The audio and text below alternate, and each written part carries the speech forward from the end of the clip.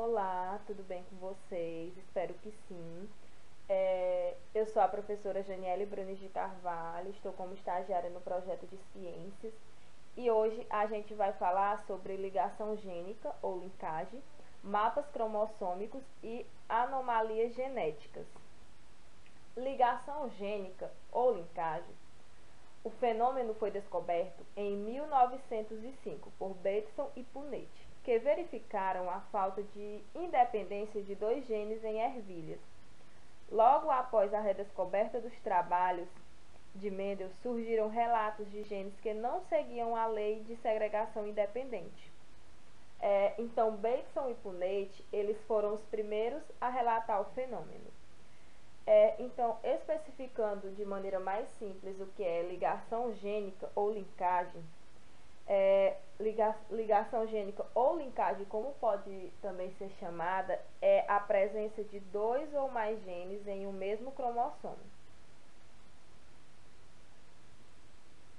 No entanto, logo depois desses dois colaboradores, o trabalho mais célebre sobre ligação gênica deve-se a Morgan e seu discípulo Sturtevant, em 1911. Thomas Hunt Morgan foi um importante geneticista e seus trabalhos eles foram essenciais para o entendimento da forma de transmissão de características. Em seus estudos, juntamente com os colaboradores, realizou diversos experimentos com a Drosophila melanogaster, que é a mosca das frutas. O uso dessas espécies nesse tipo de estudo é vantajoso. Por quê? Porque elas apresentam um ciclo de vida curto, número de cromossomos reduzidos e as características hereditárias são facilmente identificáveis. Então, estes autores relacionaram os desvios da segregação independente à presença dos genes no mesmo cromossomo e propuseram a utilização da frequência de recombinação para a realização de mapeamento genético. Quando os genes estão muito próximos no mesmo cromossomo, dizemos que ocorre linkagem completa ou ligação fatorial completa. E quando eles estão suficientemente separados para que ocorra crossing over, que a gente vai ver posteriormente sobre o que é crossing over, dizemos que ocorre linkagem parcial ou ligação fatorial incompleta. Então, exemplificando melhor, linkagem completa é quando não ocorre recombinação gênica, ao contrário da linkagem parcial, que é quando ocorre a recombinação gênica. Quando os genes eles estão localizados em cromossomos diferentes, eles segregam de forma independente. Porém, quando estão localizados no mesmo cromossomo, não há segregação e eles vão juntos para o mesmo gameta. Esse processo é que é o chamado de ligação gênica, como pode-se observar aqui na figura, que mostra um processo de ligação gênica. Então, como eu falei anteriormente, ligação gênica ou linkagem é a presença de dois ou mais genes em um mesmo cromossomo. Esses genes, dependendo da distância em que se encontram uns dos outros no cromossomo, eles podem permanecer unidos durante a formação de gametas, sendo então transmitidos em conjunto. E o que os diferencia da segunda lei de Mendel, que apresenta segregação independente. Eles podem também se separar mediante processo de recombinação gênica, que é por meio da permutação ou do crossing over. Então, como eu falei, eles não obedecem à lei da segregação independente. Afinal, durante a meiose, irá haver uma tendência de que esses genes permaneçam unidos quando o par de homólogos se separar. Isso. Azão, bezão, azinho, bezinho, azão, bezão, azinho, bezinho. E mostra também um exemplo de segregação independente. Caso Caso de ligação gênica. Então, em um caso de ligação gênica, não basta se conhecer o genótipo de um indivíduo. É necessário que se determine a posição relativa dos genes no par de homólogos. Podemos notar que, embora as duas células possuam os mesmos genes, a sua posição no par de cromossomos homólogos não é a mesma, o que determina a produção de tipos diferentes de gametas na meiose. Caso de ligação gênica. Existem diversas formas de se indicar a posição dos genes no par de homólogos. Uma delas é uma nomenclatura habitualmente usada pela química orgânica. O duplo heterozigoto, que tem os dois genes dominantes no mesmo cromossomo e os dois recessivos no outro, que é Azão, Bzão, Azinho, Bzinho, é chamado de heterozigoto cis. E o duplo heterozigoto cujos genes dominantes estão em cromossomos diferentes do par de homólogos Azão, Bzinho, Azinho, Bzão é o heterozigoto trans. Então, uma situação em que ocorra linkagem, ela pode ser representada basicamente dessas duas formas, como mostra aqui na figura. A cis, que nessa forma é também denominada de associação, onde os alelos dominantes em um indivíduo heterozigoto estarão em um cromossomo e os alelos recessivos estarão no outro cromossomo. E a trans, que nessa forma ela é denominada de repulsão, onde um alelo dominante e um alelo recessivo em um indivíduo heterozigoto encontram-se em um cromossomo e um alelo dominante e um alelo recessivo estão no outro cromossomo, como pode-se observar aqui nesta figura. Essa primeira figura é a representação do heterozigoto cis e a segunda figura é a representação do heterozigoto trans. Recombinação gênica. Então, a recombinação gênica ou genética refere-se à troca de genes entre duas moléculas de ácido nucleico para formar novas combinações de genes em um cromossomo. A recombinação ocorre durante a metafase da meiose 1.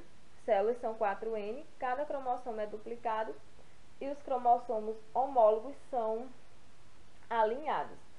Então, se não houvesse recombinação nesses genes, a proporção dos gametas formados por um duplo heterozigoto seria 50%. Seria 50% Azão, Bzão e 50% Azinho, Bzinho, correto?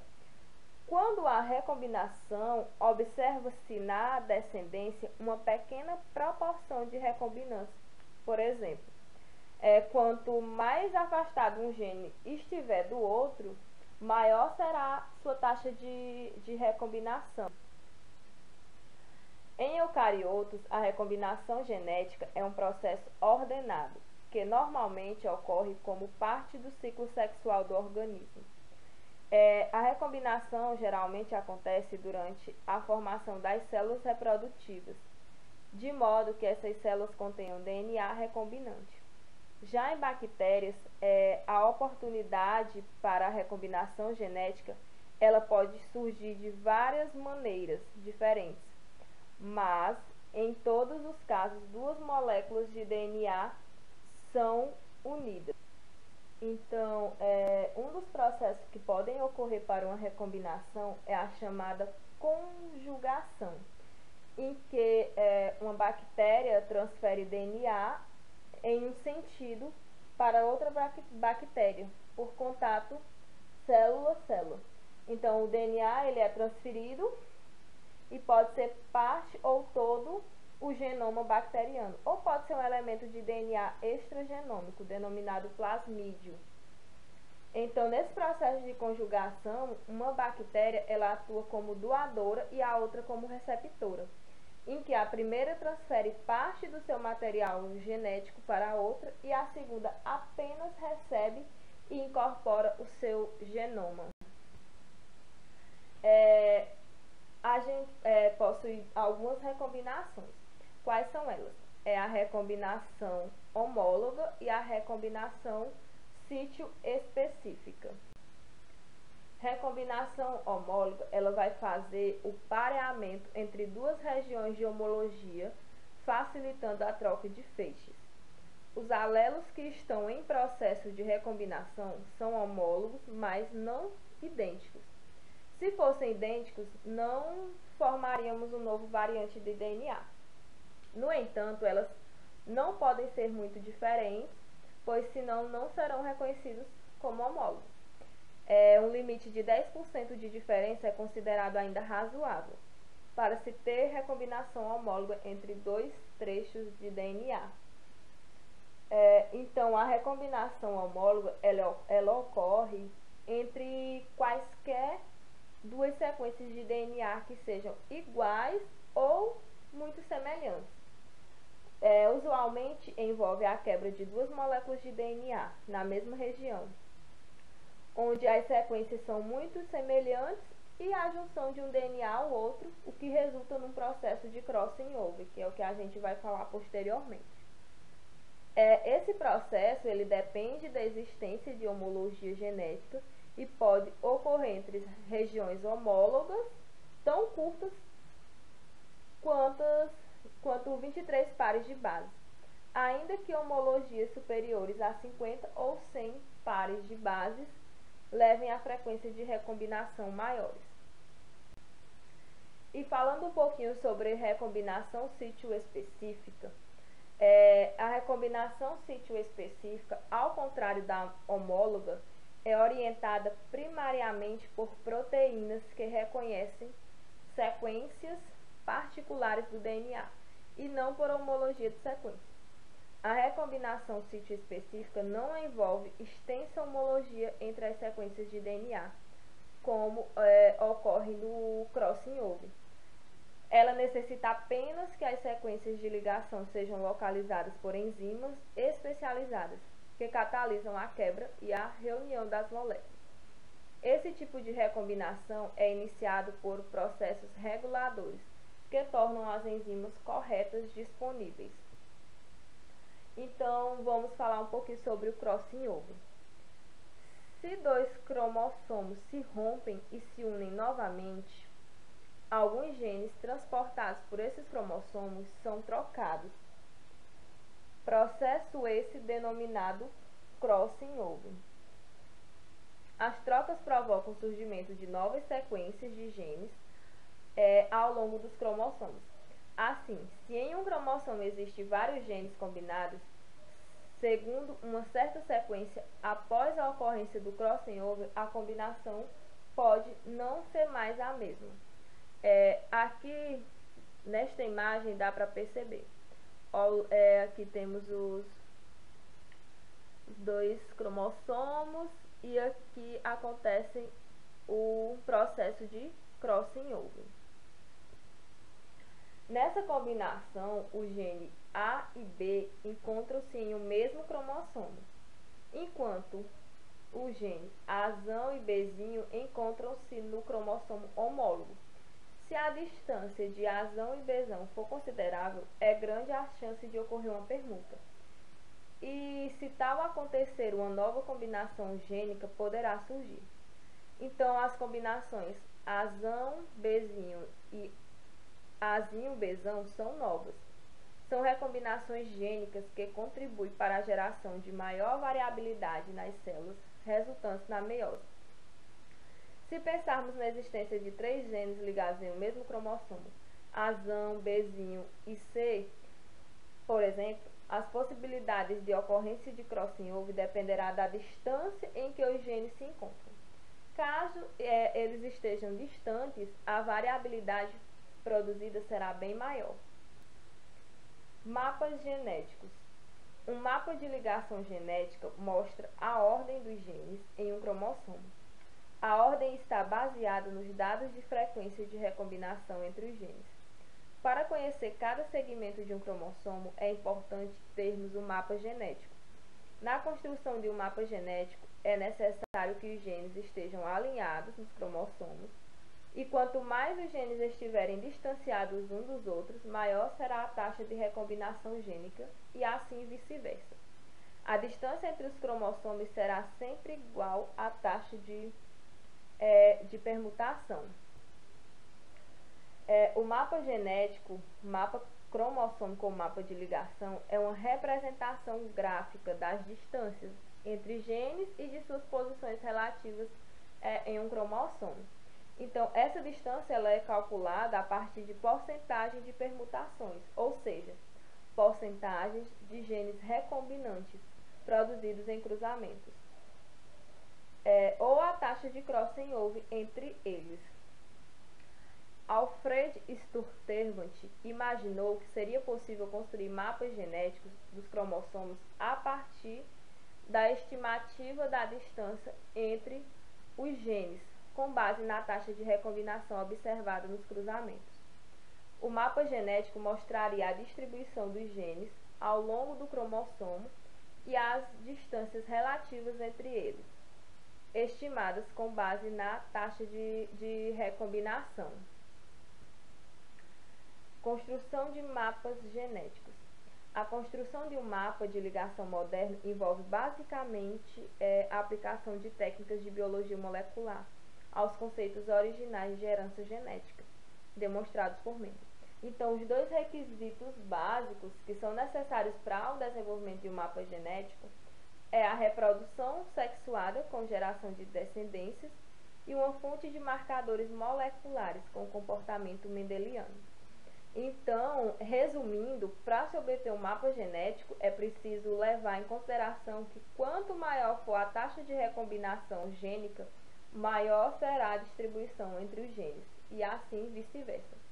E vale lembrar também que quanto maior a distância entre os genes, maior a possibilidade de haver crossing over. Vamos apresentar agora algumas anomalias genéticas. As doenças genéticas são aquelas que envolvem alterações no material genético, ou seja, no DNA. Então, algumas delas podem possuir o caráter hereditário, sendo repassadas de pai para filho. Só lembrando que, entretanto, nem toda doença genética é hereditária.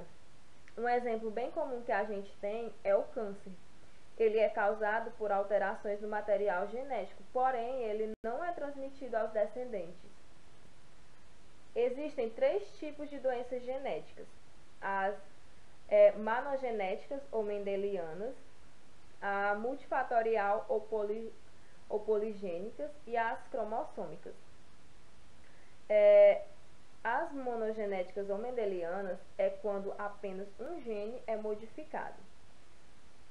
Essa segunda, multifatorial ou poligênica, é quando mais de um gene é atingido e ocorre ainda interferência dos fatores ambientais. E a terceira e última, cromossômicas, é quando os cromossomos eles sofrem modificações em sua estrutura e número.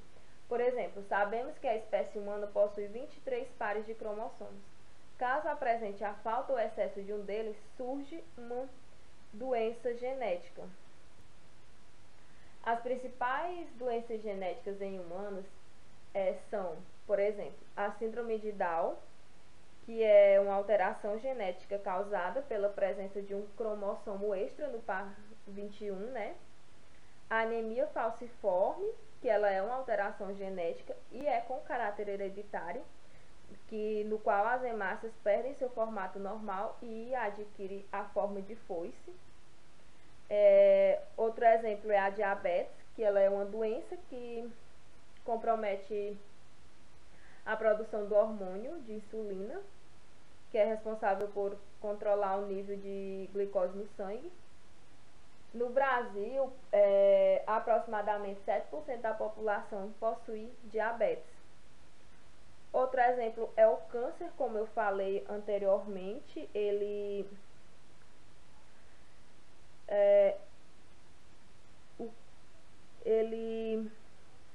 alguns tipos de câncer eles são causados por fatores genéticos. Então, o termo representa um conjunto de doenças que se caracterizam pelo crescimento celular desordenado e que pode se espalhar pelo corpo. E temos também o daltonismo, Esse daltonismo ele está ligado a uma herança ligada ao sexo, especificamente ao cromossomo X. Então, ele é caracterizado pela incapacidade de distinguir cores, como o vermelho e o verde. Temos também algumas doenças genéticas raras, como a distrofia muscular de Duchenne. A distrofia muscular de Duchenne, ela possui caráter recessivo e ela está ligada ao cromossomo X. Temos também a síndrome de Patau, ou trissomia do 13, como pode ser conhecida. Ela é causada pela presença de um cromossomo a mais no par de número 13. Ela pode causar uma série de alterações, tanto físicas quanto fisiológicas. Também tem a síndrome de Turner, que ela é uma doença genética, caracterizada pela presença de apenas um cromossomo sexual X, então o que dá origem ao seguinte cariótipo, 45X. Por isso, ela afeta apenas indivíduos do sexo feminino. O albinismo, esse albinismo eu creio que vocês conhecem, é uma doença de caráter autossômico recessivo. Ela compromete a produção de melanina, que é o pigmento responsável pela coloração da pele, olhos e pelos. Tem também a progéria. A progéria, ela começa a manifestar-se na infância e ela é caracterizada por ser um envelhecimento acelerado. Ela pode ser até 7 vezes mais rápido do que o natural. E para finalizar, tem a hipertricose, que ela é uma condição bastante rara, que é caracterizada pelo crescimento excessivo dos pelos, que estima-se que a hipertricose ela acometa 1 a cada 1 bilhão de nascidos. Então, nossa aula de hoje foi isso. Muito obrigada.